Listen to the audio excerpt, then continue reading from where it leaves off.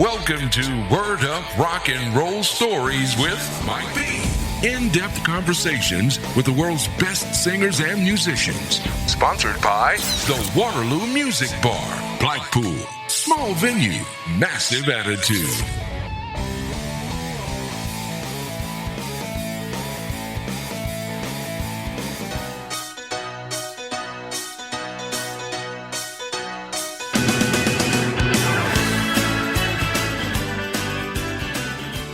Hi and welcome to part 1 of episode 6 of Word Up Rock and Roll Stories.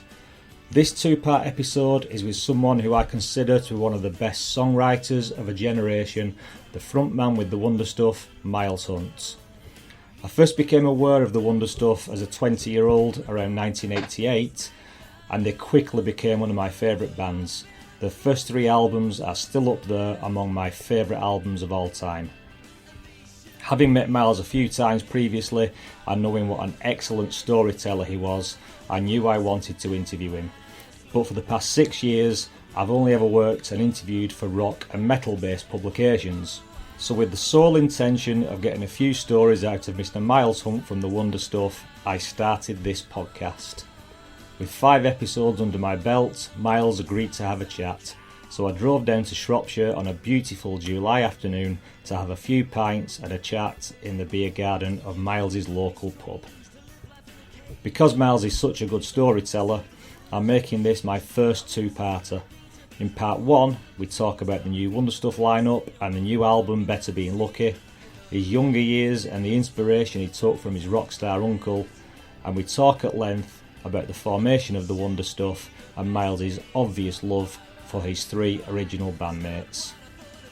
So here's part 1 of one of my favourite ever interviews. I hope you enjoy it just as much as I do.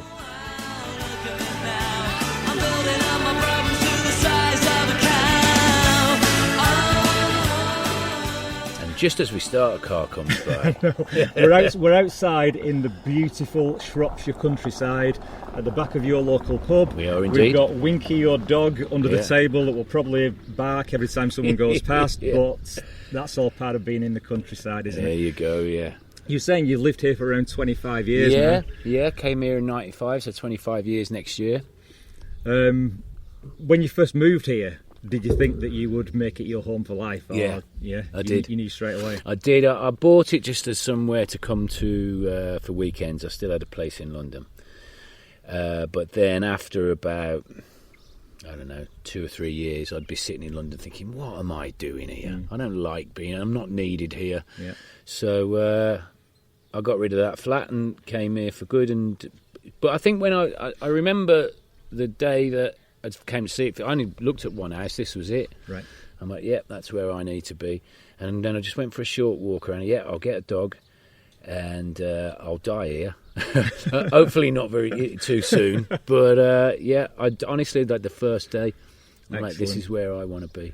This is where you're going to be for the rest of your life. Exactly. You couldn't have picked a better place to be for the rest of your life. It's absolutely amazing. I've got so much to talk about with you because it's a 33-year career, but there's no time better than the present when you're recording your new album for the Wonder Stuff, which is your 9th studio album. Yeah, so how's the recording going so far? Really good. We're close to the end. I've spent longer writing this album than the past few. Normally I'll just go into sort of a writing mode on my own and then start working with either Erica or whichever guitarist is with us at the time, and normally within about 4 months I've got the whole thing written, and you sort of build on the demos really, so the demos disappear eventually, if that makes any sense, because you're recording on a computer, so you start with drum machines and the drum machines get replaced by real drummer. But this one, as with the last Wonder Stuff album, is being produced by Simon Effamy, who's got a big a long history in hard. He was part of your crew years ago, wasn't he? Yeah, he still is our live sound engineer. But then sometime in the early 90s, he stopped working with us because he wanted to get into record production. And one of his early successes was Paradise Lost. Yep. Halifax band. Are they? Yeah, we were just talking about Halifax, their Halifax band, yeah. And then he's gone on to do stuff in South America, all over the States. He'll kick my ass for not remembering all the records he's done. Napalm Death he's worked with. Well, Napalm's his big one these days in the live work. So we have to try and arrange our gigging schedule around Napalm's to make sure we can have Simon. Simon's he's producing it, which is great. But I started writing it. Wrote the first 2 songs in December 2017, and I got about. And what usually happens is I'll write 5 songs and then I hit a wall, and then I have to take a little bit of time off. But what happened was Mark Gemini Thwaite, guitarist from Birmingham, who's lived in California for years now, played with lots of great artists. Yeah. We met. Well, we were born in the same hospital a year apart, and we had met before either of us had made a record. We used to see each other in bars and clubs in Birmingham. Didn't know you went back that far. Yeah, we weren't particularly close, but we'd see each other on train stations. All right, mate, one of them. And I knew he was a guitarist, and I was drumming back then. So I've known who Mark is for years, and then I got friendly with him when he joined the Mission in the early 90s. Yeah. And then he's played with Gary Newman, Tricky, Pete Murphy. Pete Murphy's been his big one in recent years. Yeah. So he contacted me about 3 years ago and said, I've written an album of instrumentals, and I'm asking some of my friends who are singers, can they write the lyrics and create the melodies and all that. So he sent me 3. It's about 3 years ago, and I loved them. So they ended up on his Volumes album, MGT Volumes. It's a great album. It's really good, isn't it? Yeah, he's a very, very clever guy. I spoke to Mark. I interviewed him with Ricky Warwick when he was in Ricky Warwick and the Fighting Hearts, and I wanted to speak to Mark about his Volumes album because you'd appeared on it. Yeah, I spoke to Mark longer than I spoke to Ricky. Okay, right. Yeah, lovely guy. So he did that again, just as I'd hit the wall with my writing for this new Wonder Stuff album. He said, I'm going to do another MGT album with guest vocalists. I said, well, send me something. And the first thing he sent me, I'm like, holy shit, this is brilliant. And then I said, give me another. And I just put a very scratch vocal on it, and he was like, I love it. And I go, give me another. So I'd got like 4, and I'm sitting listening to the 5 tunes I've demoed, and then these 4 demos I was singing on a Mark's. I'm like, actually, they're not too dissimilar. We were sort of both ploughing the same trough, I think. We're both, I think, old goths at heart. Before it was called goth, it was just alternative rock to us, and we were teenagers. From anything from the Bunnymen and the Sisters and stuff like that. And it seemed like that's what I was hearing in the instrumentals he was sending me. That's kind of where I was going with what I thought, I made a definite decision. I'm going to try and write an album that my 18-year-old self would like before I found indie rock and you see, I get that vibe from 30 Goes Around the Sun. Okay. I think that's going back to your earlier writing. Okay. Yeah, but this was more not my early writing, but my early fandom of things like the Bunnymen and the Stranglers, Comsat Angels. So we seem to be on a very similar page, and he says, well, I can just keep sending you these things. And I said, well, how about this as an idea? I'm no disrespect, but I think the Wonder Stuff brand might be stronger than... for some reason, he couldn't call it MGT. He'd signed a contract somewhere with somebody that this next album he was doing couldn't be called MGT. Even though Volumes was? Yeah. And then he did another one with... he did another album with I've shamefully forgotten his name, another singer, a whole album with another singer. And it's all caught up somewhere with a record company and somebody disagreeing with something. So he said, well, what I was thinking is we'll give this a project name, the Miles and MGT thing. And I'm like, well... if we come up with that, we're on the starting blocks with every other brand new band, and would you consider putting your songs under the Wonder Stuff brand? And he just said, I was hoping you'd say that. And so that was a very, very quick and easy decision to make, and then we just kept going. So I think Mark's written 5 and I've written 6. Right. I love how it sounds. So then it was at the end of the last tour that we did with Ned's Atomic Dustbin, the Starbridge from Love thing, there was a big falling out in the band, basically. I fell out with everybody, apart from Erica. For a conglomeration of reasons that have been going on for a while. And so that wasn't a particularly happy tour, and I think we played really well, though, by the end of it. Once it was no one was speaking to each other, and let's just get the fucking job done. I think it put a bit of energy into the live sets. So I had to find a new band, and I just couldn't face the idea of finding another guitarist to learn all Malk's parts. And I hadn't spoken to Malk in about 7 years. So I just called Malk and I'm like, do you want to take up your rightful position? He goes, let me have a think about it. So he kept me dangling for a month or so. And he says, all right, what you got in mind? And I said, I've already started writing a record that I want you to play on and do the backing vocals on. I said, but right now I'm looking at just live work. And then he was, well, who's the rest of the band? I always wanted to work with Pete Howard again because I was a fan of his work from Eat, and then the two of us worked together in Vent 414 in the mid-90s. So I'd contacted Pete, and his was a straight away yes. And he said a really sweet thing. He said, so we'll be doing a lot of old stuff first. And I said, that's all we'll be doing at the first bunch of gigs. And he was very, very close with Martin Gilks. Yeah. And he said a very sweet thing. He just said it'd be an honour to play Martin's beats. Oh, nice. I thought, wow, what a beautiful thing to say. So he was in, and then the search was on for a bass player, and MGT said, well, if you're going to introduce me into the Wonder Stuff family as the writer, part writer on the album, then why don't I play bass on these live gigs? I'm like, you're a guitarist, is why I didn't ask you to play bass. He says, how hard can it be? And you've never done it before? No. He sits and plays bass when he's writing. Yeah. And then Mark loves to buy new guitars, as do most guitarists. So it gave him an opportunity to buy a fancy new Rickenbacker bass guitar. Excellent. And he was absolutely remarkable. He really was. But Mark's not played bass on the album. I've got Tim Sewell from Eat. Yeah. He's played bass on the album. So we've got Eat's rhythm section. Well, Mark lives in the States, doesn't he? So it's difficult to get him over all the time. Although, he's got more Peter Murphy work this year in America. But he said at the beginning that once he'd finished the work with Peter, which I think was probably this spring, wasn't it? He just said, okay, now I just go into Wonder Stuff mode. Cool. And then Peter asked him to do something else, and he's like, do you need me then? And I'm like, no, that's before we're touring, before the album's out, so he's doing the stuff with Peter. So it all came together really nice, and of course Malk had spent the last 7 years playing with Tim Sewell and Peter Howard in Eat. Yeah.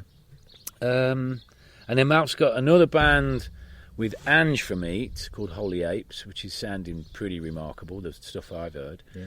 So they're recording an album by the end of this year. So yeah. So how is it having Malk back in the fold again? Really is good. It just like where you left off? It's better than where we left off, really, because we'd spent, me and Malk have been in each other's pockets since 1981. The last album with Malcolm was Suspended by Stars, wasn't it? Which was what year? I believe it was, yeah. 2005. That's when Erica joined. Yeah. And then he carried on playing with us.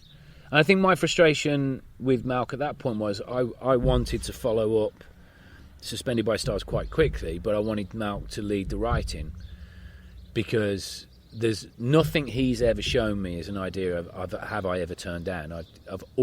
Everything since I was drumming with him, it's just whatever he shows me, I'm immediately impressed. So I just got really frustrated between sort of 2006, 2011 that I'm sort of, every time we're together, I'm like, Malk, how old can it be? Just sit with a guitar and a bleeding tape recorder and yeah. And so that's why me and Erica made Not an Exit record, the Catching More Than We Miss record, because I was just waiting for Malk because I wanted it to be a guitar-led record. I'm not a great guitarist, I'm just a rhythm hacker, and I wanted it to be strong riffs that Malk's always brilliant at, and he just wasn't delivering, and I just got more and more frustrated with him, and then we had a big bust up. And then seven and a half years apart. But now it's remarkable, we're all getting older, aren't we? I mean, Malk's 60 next year, for God's sake. Is he? Yeah. Wow.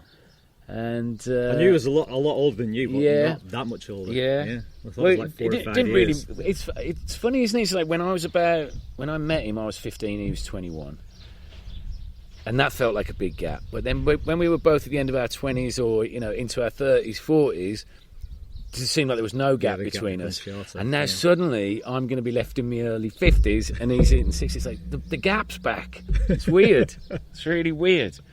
But no, he's brilliant. He's a very happy guy. He's got 2 kids now. Family's growing up. And yeah, brilliant. And he's still your guitar hero. He is, yeah. It was so, first few rehearsals, just being able to look over at him and hear what he's just, Jesus Christ, why didn't I make my apologies to him sooner? This is fantastic. Yeah. Excellent.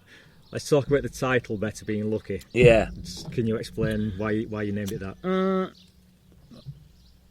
It's something I started saying recently, just the state of everything and how seemingly, maybe it's an age thing, but there's just no point in planning and trying anymore. Politically, socio-politically, the state that the fucking our part of the world's in, you're just like, holy shit, who saw this coming? I know.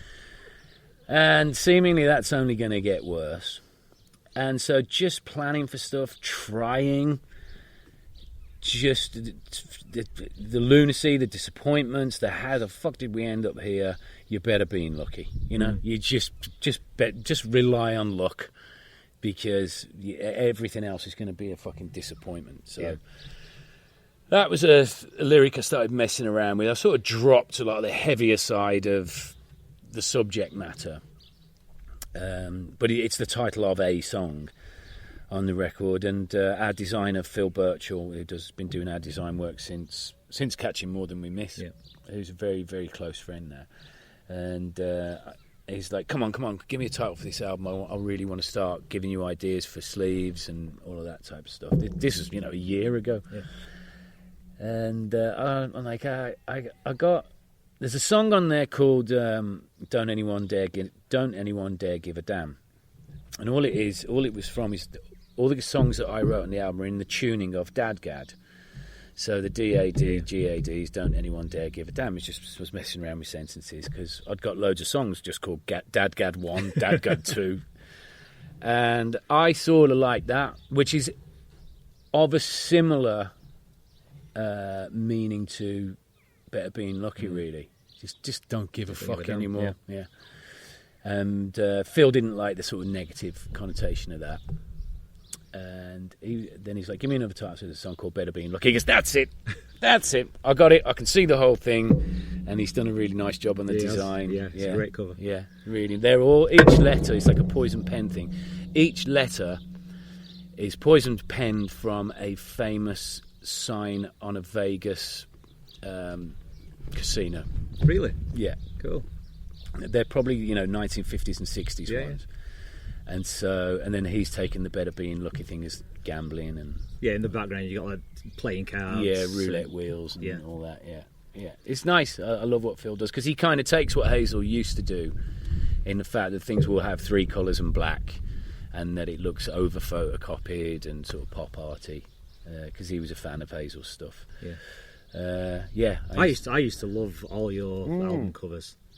Hey, I didn't like Construction. I thought that it just didn't seem to fit. I appreciated what Hazel was trying to do, and to try and take it somewhere else. But it was a little bit of a disappointment. That it didn't have the verve of the sound of the band, really. I was going to come on to it a bit later on, but now you've mentioned it, I'd get the impression that there isn't a lot that you do like about Construction for the Modern Idiot. Like probably like half of the songs. Yeah. I love the album. Yeah. And most Wonder Stuff fans will love the album. Yeah. But you don't seem to. There's just some really bad songs on there. Really bad. I don't think they are. Okay. Yeah. You don't like Cabin Fever, do you? I think it's a great song. Well, Cabin Fever's just a rewrite The Size of a Cow. Swell's just a rewrite of Caught in My Shadow. I mean, it's the laziest period of songwriting I ever went through. So from a personal perspective, I can understand. Yeah. Why you're not as impressed. Yeah, and like a great drinker is a gag, and how many times can you tell the same gag? There's a lot of crap on there, but there are my 2 favourite Wonder Stuff songs on there, which is Sing the Absurd and On the Ropes. So should have took a little bit more time over it. But is that the reason why you didn't do an anniversary edition? Because you did for the first 3 albums? I would never play like Wish 'Em All Dead or Cabin Fever, never. Right. I don't even know how they go. Swells. I remember when we were mastering Construction, we were in the mastering suite with the engineer Kevin Metcalf, and he threw us out. I've never heard of anybody being thrown out of a mastering session because me and Jokes were going at it. When it got to Swell, I was just sitting there. I'm like, I've got to say it. And I just said, this can't be on the album. It's the fucking worst song anyone's ever written. It's not just the worst song the Wonderstuff have written. It's appalling. And so Jokes is like, fuck off, I really like the beat on this. I'm like, fuck your beats, the song, it's just, he goes, well, whose fucking fault's that? And then Kevin Metcalf just turned around. He's a legend, Kevin mastered Exodus, we were so thrilled to be working with him. Threw us out. He says, these are decisions you make before you fucking come and see me. Get out. Yeah. Talking about that again, you're working with Simon FME, you work with Kevin Metcalf. You seem to work with quite a few people that work with like thrash metal bands or death metal bands, and yet that doesn't come across in your sound. No. I think we're heavier than a lot of people expect live, particularly now Pete Howard's playing drums, and I do like harder music. I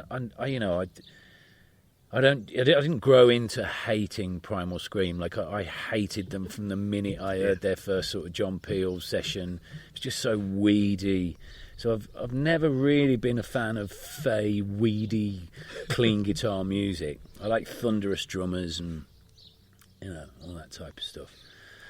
And you want to get that sound across from the producers and mixers and masterers that you work with. Exactly, yeah. I think Simon did a pretty good job on the last one. And I can say that because I think we didn't have enough time on it on 30 Goes. It was like we'd set the release date and we just had to match it, and we could have done with another month of remixes, really.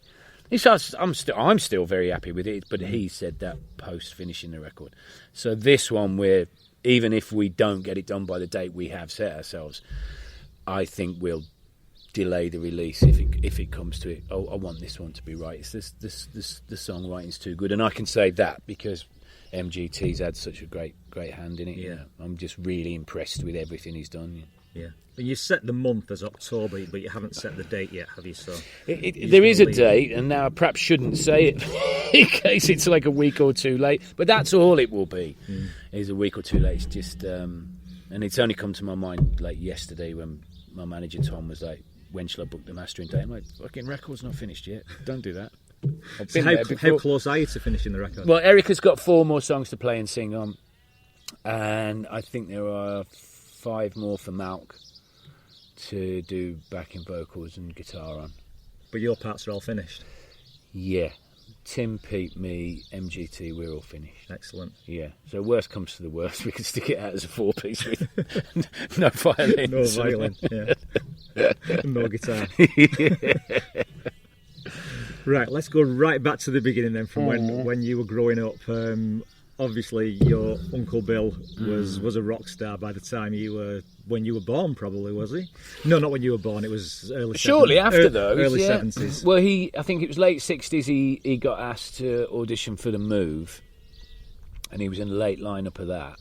And they were big. He was like, "Holy shit! I've been invited to audition for Roy Wood's band."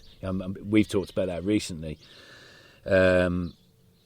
But he went to school with Steve Winwood, like they're still best mates. So, Steve had huge success by the time he was, 16, 17, keep on running. Yeah. So Bill was a kind of precocious musician as well. He was out there doing it, but he's sort of into the big time as opposed to just playing around the clubs and pubs in Birmingham. Was the invite to join Roy's band. And then when Roy finished with The Move, he took Bill to Electric Light Orchestra, And I think Bill's on 2 of those albums. Is there 2 albums before Roy leaves? And then after Roy leaves, it gets shortened to ELO. Yeah. And then Roy leaves to start Wizard. So I think Ballpark Incident, the first Wizard single, 72. So all of that, from joining The Move to get to 1972, that must have took 3 or 4 years. So it's his late 60s, that Bill starts getting moving. So from you even being aware of music, it must have been quite prominent in your life. Oh yeah, because of your Uncle Bill. Well, of course you don't know anything any different. It's, you go to your nan's on a Thursday night. It's been arranged because Bill's going to be on Top of the Pops, and as just normal life to me and Ross. It's like, well, is everybody? Somebody's uncle's on Top of the Pops every week, aren't they? So it didn't feel, we were so young. It didn't feel out of the ordinary. And then he'd give us merchandise like vests. We're off to see the wizard and little badges. Yeah. We're still furious at him that we didn't get the invite to sing on "I Wish It Could Be Christmas Every Day." On the video, yeah. He went to his brother-in-law, who was a teacher and had his class. So yeah, still. I should imagine that'll rankle with you for decades. Yeah. He always has to get the first round in every time I see him. Yeah.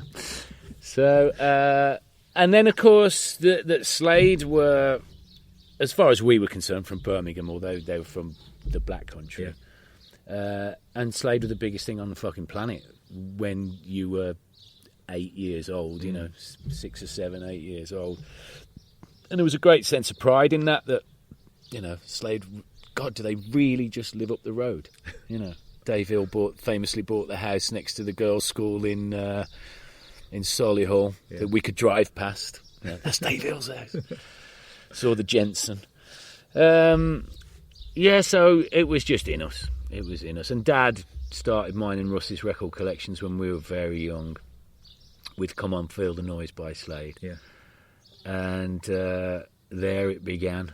And sometimes I could swear at him so I said, if he hadn't have done that, I wouldn't be this skint. Your dad took you to your first rehearsal. Mm-hmm. Reading the first of your 3 books. Yeah, the first rehearsal with what became From Eden, which was the first day that I met Mark Treese. Yeah. Yeah, I mean, how far away? What distance was it away? Because you didn't grow up in Stourbridge, did you? No. You grew up. Well, the rehearsal was in Wolverhampton, and we were South Birmingham, so it was a good 30-40 mile. Yeah. And we got this agreement because I'd never met these 2 guys. They were 6 years older than me.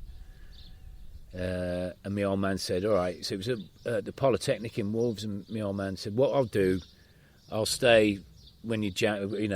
Apparently they'd got instrumentals all worked out, and all I'd got to do was join in. He says, I'll wait 2 or 3 songs, or numbers, as my dad would have said, and we can judge it from there, and I'll get you out there if you want to get out. And we were like 30 seconds into the first track, and he just went, see you later. And he went off to the pub, I think, and I was there for the next 2 hours because it was just so obvious straight away that I'd never played with people that were as technically proficient as Malk and Chris Fradgley were. So Mum and Dad were always really encouraging. Yeah, cool. It helps, doesn't it? Oh God, it definitely. Yeah, helps. Yeah. How good a drummer were you? I'd go in with into every track with every intention of making it to the end. You were happy when you did that? Yeah, but it was a sense of relief rather than a sense of pride. I was a very heavy drummer. You must have been good enough for the guys from Eden to take you on. Yeah, they were. Like I say, you were 15 at the time, and were they all in their early 20s? Yeah, they were 21. Yeah, but I was listening to exactly what they were listening to. So I was listening to the Bunnymen, which was very drum led. Psychedelic Furs up to Talks, very drum led. I didn't use hi-hats or anything. It was just thundering around tom-toms all the time. And that's what they wanted. And I think the local drummers that they tried were all, without doubt, more proficient than me, more technically minded than me. But they just wanted someone that could play what we come to call alternative rock and then latterly goth. Just, thunderous tom-toms. But it was just fucking exhausting. I mean, it was really exhausting. And it's just that horror. Each song I would start when we only ever did pub gigs with that band, but it was just, am I going to make it to the end of the song? It was entirely my own fault. I could have just relaxed a bit. And it was while you were in From Eden that your friendship with Clint Mansell started. Yeah. Because of the same reasons. He was a singer who was into the same kind of music. Well, I had an idea of a singer. I can't remember who it was now, but I was going to offer them somebody up. And the one thing I didn't want was any synthesizers. Just didn't want keyboards at all. And so Malk said, he says, well, we've got these two guys that we played with before. He said, the singer can't really sing, but he looks great and he's full of confidence. But if we have that guy, his mate has to come. And unfortunately, he just plays a synthesizer. Right. And my heart sank a little bit. And I was like, okay, well, I'll come to the next rehearsal, I'll ask them to come. And it was great. Clint had got like the ready brick glow around him even then. I think he was 18. Lanky, dyed black hair, Johnson's leathers. He just looked the part. I think the first time I met him, he'd been up all night, been out to see a band, then been clubbing. So he'd got fucking eyeliner running down his face, looked like shit. But somehow he was like, that guy's got presence. He looks like a rock star already. I don't care how he sounds. And then Adam Mole was the synth player, who just turned out to be straight away. It's just like, this guy's fucking lovely. He's just a fucking lovely guy. And he wasn't playing corny tunes. It was all noise and effects. And it's like, okay, all right, yeah. This You're happy with him then? Yeah. And yeah, then cool. I just, to this day, Adam's one of my closest friends. I love him, yeah. Good stuff. You ended up living with Clint. Yeah. How long after he joined the band, how long was it before you started living with him? You must have moved. Well, they sacked me after about 2 years, so 81 to 83. But then me, Clint and Adam stayed really friendly. Mm. And then by the time I'm 16, 17, I'm meeting them in Birmingham weekends at the alternative clubs and bars. So we all stayed pretty tight. And they'd split from Eden up by then, so Malk and Chris had gone one way and Adam and Clint went another way. And then I think they were called Wild and Wandering at first, Clint's and Adam's band. It was the same lineup as Pop Will Eat Itself. And they made a record, and I was like, wow, none of us ever fucking thought of that. You thought you had to get a record deal, but they just did it all themselves. Yeah. And pretty much as soon as the 12-inch was out, they changed the name of the band and became Pop Will Eat Itself. And it was just at that period that Clint said to me, look, I've got a council flat in Stourbridge, need a flatmate, do you want to do it? And I'm like, yeah. So I was there for about 20 months, I think. So that was your first foray to Stourbridge, or were you already there before that? No, I wasn't living there, but I used to go over there and stop a lot, yeah. How long after Pop Will Eat Itself had made that first record, how long before the Wonder Stuff formed? Was that the incentive for you to form the Wonder Stuff? About a year. Oh, yeah. Well, I just wanted it to be Clint. Right. It was just that simple. And he had they bought a Porter studio, so we had a little recording device that sort of really either lived at Graham Crabb's house or at our house, our flat. And then Clint taught me how to use it. And then when he wasn't around, I'm like, can I use your guitars and try and write songs? I wrote Wish Away, Redberry Joytown on that. And he was like, yeah, man. And then he came home. I got hepatitis, so I couldn't drink, so I stopped going to the pubs. I just used to sit in smoking dope. Yeah. And he came back from the pub one night and just said, I've heard that Malk's put together a new band. He's got this kick-ass drummer that used to be in the Mighty Lemon Drops. And he said, they're looking for a singer. Hey, Winks! Come here, Bob.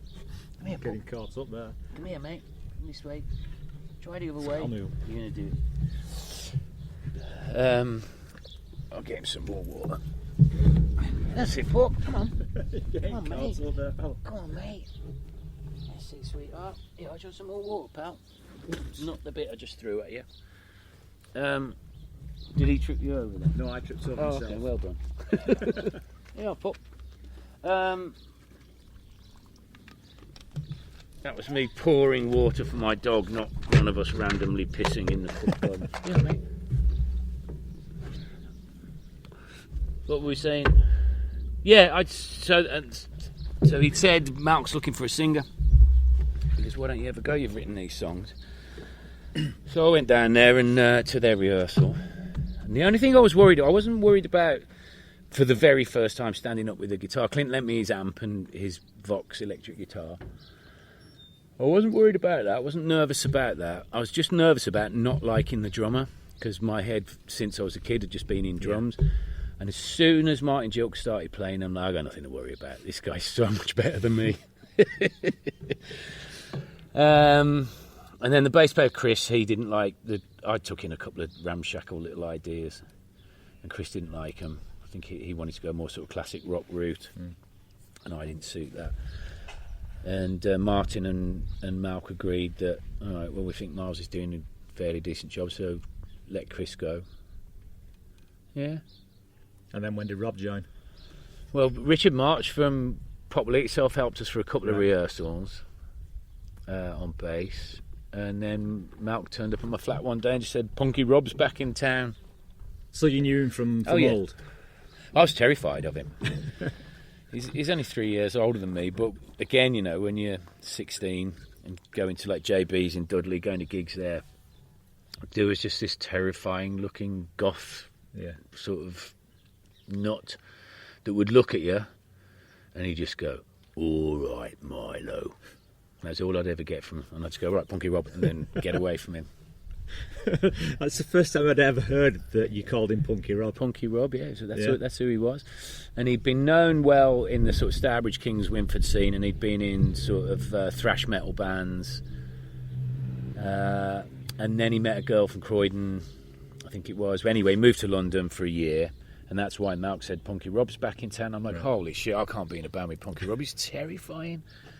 And he says, he's not, he's a sweetheart. And he goes, so Malc just said, well, I'll bring him over tomorrow. And Rob turned up with his copy of The Guardian. And I'd sort of written the bones of Redbury Joytown, and I just said, you know, I don't know what kind of bass player you are, but all this requires is just one punctuated note, just like A, and the guitars move around it. And he's just like, sounds fucking great, nice and easy. And it was brilliant. But I think for about the first 3 or 4 months, everyone, me, Martin and Malc, looked at him as being a temporary. Right. Really, just because of the way he looked. I mean, he was an absolute sweetheart, and he was a fabulous bass player. And it turned out his look fitted in very well. As soon as we started getting reviews, it was dual frontman, the Wonder Stuff. And I was like, oh, okay.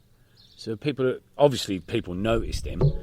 And then once we started doing gigs with sort of prowling areas in front of the monitors, he'd be walking in front of the monitors, nowhere near his amp, singing every word, not into microphones. And it just fucking looked great. It was exciting. Yeah. And it's like, okay, all right, he's a character. And by then, you know, Bob just always had you laughing. I mean, it was just from the minute he woke up, he'd just have you laughing. So good stuff. Yeah. You're talking about writing, and on every Wonder Stuff album, the writing credits are to every member of the band. I know you've had your problems with that in the past, but initially, was it just like a socialist aspect that you were brought up as a socialist, so we're all in? Yeah, we're that's all in where as it one. came from for me, and just Jones, Matlock, Cook and Rotten, just that bracket. I loved it, and the idea of the Wonder Stuff was originally one album, 4 singles split up. That was just the plan, and so it was, and on 8-Legged Groove Machine, everyone did. I mean, something like Ruby Horse, I'd got an idea where I wanted to write a song that was essentially like a Hoagie Carmichael track, or something from the 1920s, or Run Around Sue, basically. So here's my story, it's sad but true, and then into something upbeat, and then you return to the sad ending. So it's bookended. The lively track is bookended by 2 sad things. And that was just this. Malc was like, I love that. And what a great idea. So he just said, how about that for showed me a couple of chords. How about that for a sort of melancholy beginning? Love it. And then when we got into the band, Jilks came up with that mathematically insane drum beat of Ruby Horse. It is. It's unbelievable. It's just that drum fucking beat. ridiculous. I've not heard anything like it since. Yeah. And 2 drummers that have played with us in recent years have just said, I'd gladly join the band, but I'm not going to even. We're not playing Ruby Horse. I'm not doing it. So that's why it's not been in the set for years. Right. But Pete Howard's just, I'll shit it, easy. And sure enough, he gets it right every time. But and then Martin suggested, and it's really important, this suggestion. He goes, I'm not going to do a here's my story. He goes, I'm going to start with that beat. He goes, I do love the idea of the song is bookended, but I'm not going to bookend it. And sort of even more, I'm just going to do the same thing all the way through. All right, bit disappointed that you're not going with the idea, but then when he did it, it's like, fucking hell, that's ridiculous. Yeah. I don't think I've heard anything like that. Yeah. So to me, that was writing. So whether it was me that had brought in a set of chords, or Malc had brought in a set of chords, and or things like I think Bob brought in Rue the Days his. But what Bob would often do is be too busy when he was jamming. And I'd go, how about you simplify that, and I have that melody that you're playing as the vocal melody? And he's like, yeah, fine. Cool. So again, writing. So everyone did write on that first album, less so on Hup, right? And then completely nobody on. It was only me on Never Loved Elvis. Yeah, Construction. No, Construction. I said I ain't doing that again. Which is, I think, why I think it's a poor album, because I'd said everyone's going to write, and Paul Clifford. It's not really a musician, and we let him write one and we used it, and I'm like, what the fuck was I thinking? Anyway, hindsight's a wonderful thing, right, isn't it? Exactly. Yeah. When I look back, I've listened to them so many times. I actually got all the CDs that I own of yours. I got them all out the other day, and I didn't realise how many CDs I had of yours. I've got 22 CDs of yours. That's they're not live albums. Yeah. The remastered, the EPs remastered and versions things, and things like that. But what albums that you have physically recorded? I've got 22 of your albums. Wow. No, sorry, I've got a couple that are live. I've got like Interloper. Yeah. Can't remember others. It's the Never Loved Elvis anniversary. Oh, those they did the extra tracks on the first four, didn't they? Yeah. But when I listen back to 8-Legged Groove Machine and Hup, it takes me back to that time, a happy time, a carefree time. Do you feel the same when you listen back to them? Well, I don't listen to them, but I hear them because we play them. Yeah. It does. Yeah. It's sometimes in a very, very positive way, but like the other night we were doing The Underworld as part of Camden Rocks. I just said to Malc, during the gig, I walked over to him. I said, I wish we'd have written some ballads. Because, we're all, in our 50s now, in a low-ceiling, hot, sweaty club that was packed. And every track that we had to do was like 150 beats per minute and faster. Yeah. I'm like, just one song, just to take the tempo and the heat down. And he was pissing himself laughing. Excellent. So yeah, but we both say that. I don't feel it. I don't find it a physical.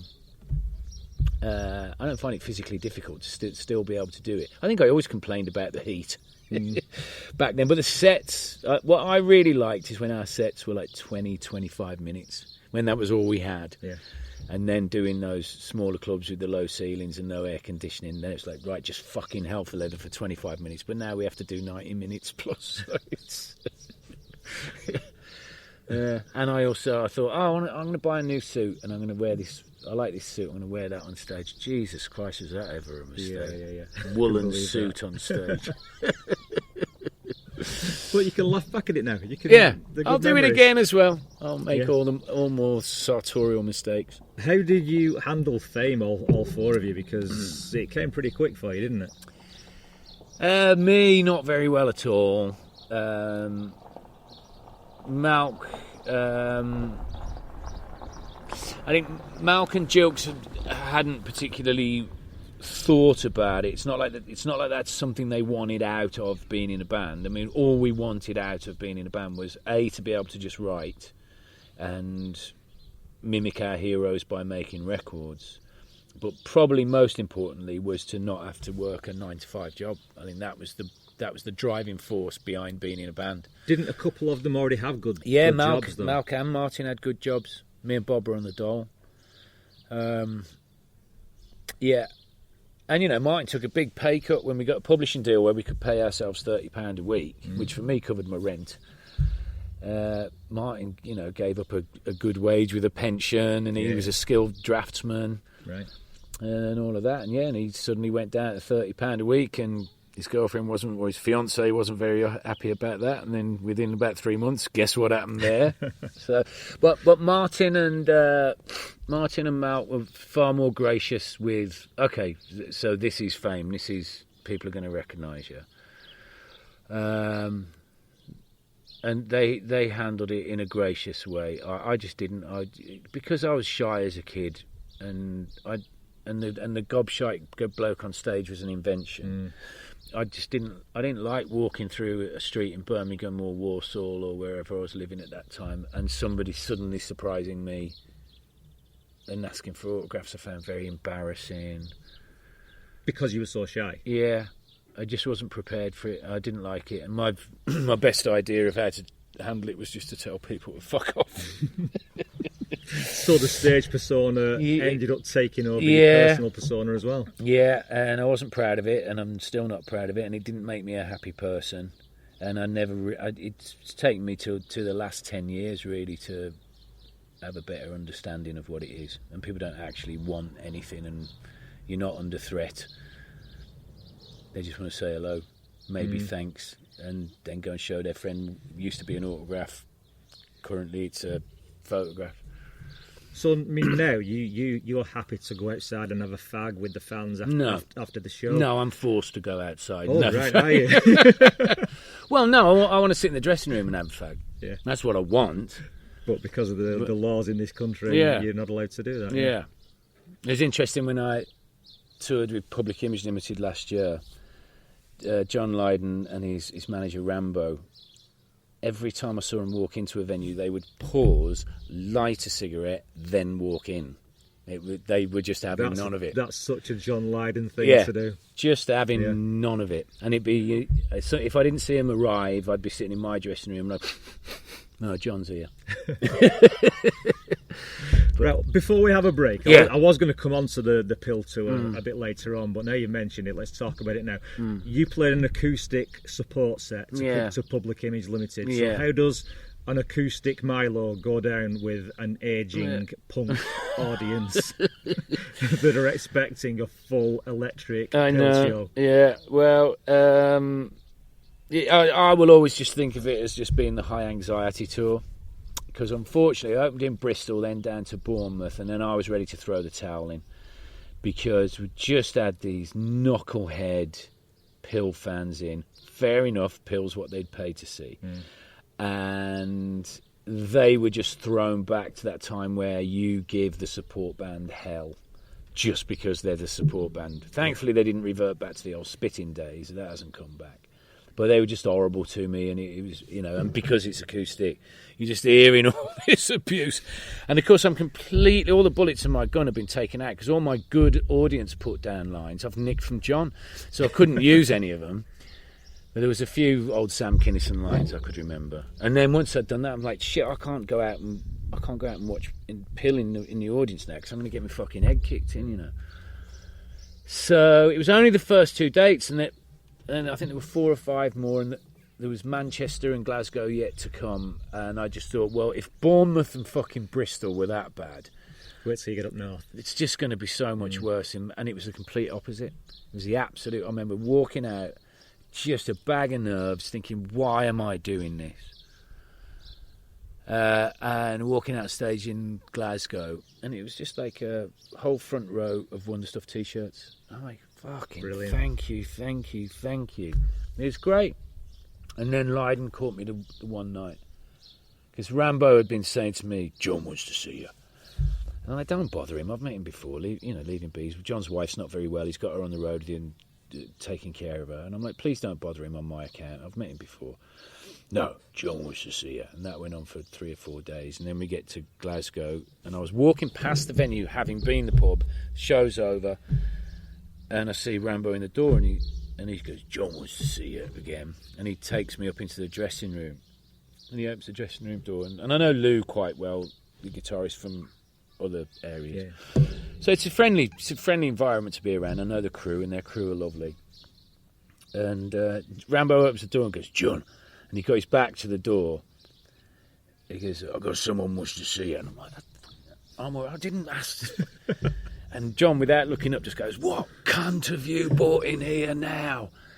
And I'm like, I'll go. And then John stands up and he goes, Righto! And then he's lovely. And I just sat and got drunk with him for 2 hours. Excellent. Which was amazing. And then he stopped. So the anxiety then sort of all fell away. It'd been a good gig, been a friendly audience. John was lovely. I had a great laugh with him. Until he said, one of your songs sounds like ABBA. And I'm like, what? He goes, you've got a song, I hear it every night. And I'm like, you're listening to me? And I'm like, oh, well, the anxiety had just gone, and now for the rest of the fucking tour, I'm going to know you're listening. So, yeah, it was just a very high anxiety tour, but I think it put a few more hairs on my chest. Are you glad you did it? Oh, really glad. Yeah. Really glad. Yeah, hindsight, it was brilliant. Absolutely brilliant. I never keep laminates and passes from gigs, ever.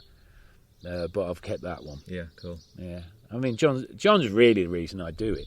It's, when the Sex Pistols came into mine and Russ's lives when I was 11, and I've followed him through everything. I haven't agreed with everything he's done. I haven't agreed with everything he's said. But it's just something about him. He's my Elvis. Yeah. Yeah. Absolutely. And he let me tell him, and he was incredibly gracious and very funny, and yeah. It's great meeting your heroes. I tell you what. It is. I'll say People absolutely. say you shouldn't meet your heroes. Yeah. It's bollocks. Interestingly, I wouldn't have called him a hero, but he's someone I certainly had respect for. The only one that was unpleasant to me was Glenn Matlock. Really? Yeah. In what situation did you meet him? Well, my manager was doing some kind of work with him, and it might have been at a gig I was playing at the Borderline in London, like an acoustic thing. And Glenn was there not to see me, because he was working with Dave James, my manager, and I'd come off stage and Dave goes, do you want to meet Glenn? I said, that'd be nice. And he goes over, and so Glenn was sitting down, me and Dave were standing, and he was just already frosty, he wouldn't stand up. And David goes, because David's wonderful, known him for a long time, and David goes, Glenn, this is Miles Hunt. And he just goes, I know who you fucking are.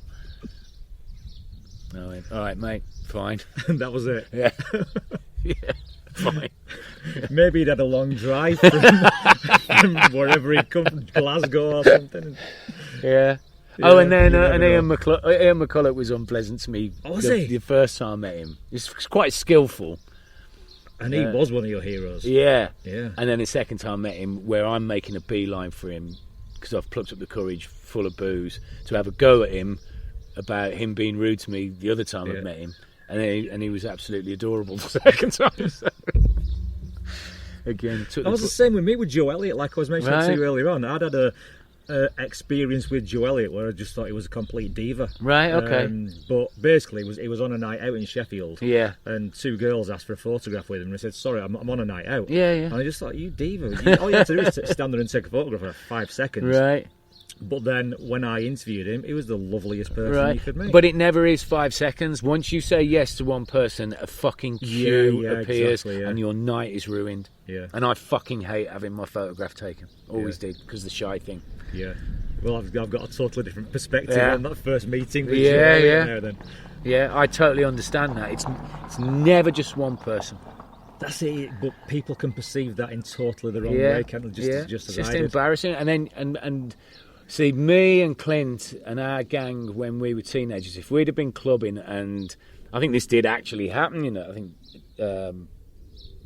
John Taylor from Duran Duran would occasionally be in Birmingham and be at the Powerhouse, and a couple of club nights we'd go to, and you see, we would see him signing autographs. It wouldn't have been photographs in those days, but we'd be standing at the bar going, look at the fucking cunt, thinks he's the big I am, slagging him off. And so that's another thing that goes on in my head when that little queue appears of people now getting a photograph. There's 4 guys over there going, look at him, thinks he's fucking great, he does, doesn't he? Yeah, I can hear the voices. They might not be there, but I can hear them. I can totally understand that. So, it's a different... I just always try to say, please, I'm just not on duty. Just leave me alone.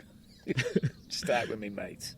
Right, well, your pint glass is empty, so let's go and have a refill. Better go and fill that. I'll go and get them. We'll carry on with part 2 a bit later on. Hit pause, I'll go and get them.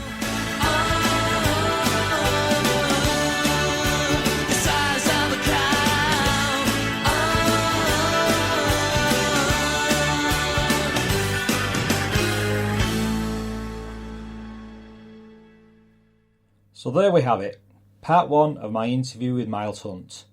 By the way, if you're wondering what the booming noises were that appeared occasionally during the interview, that was Miles tapping gently on the table. Somehow it resonated through the microphone stands, sounding like an explosion. I hope it didn't spoil your enjoyment. And if you did enjoy it, part 2 is even better.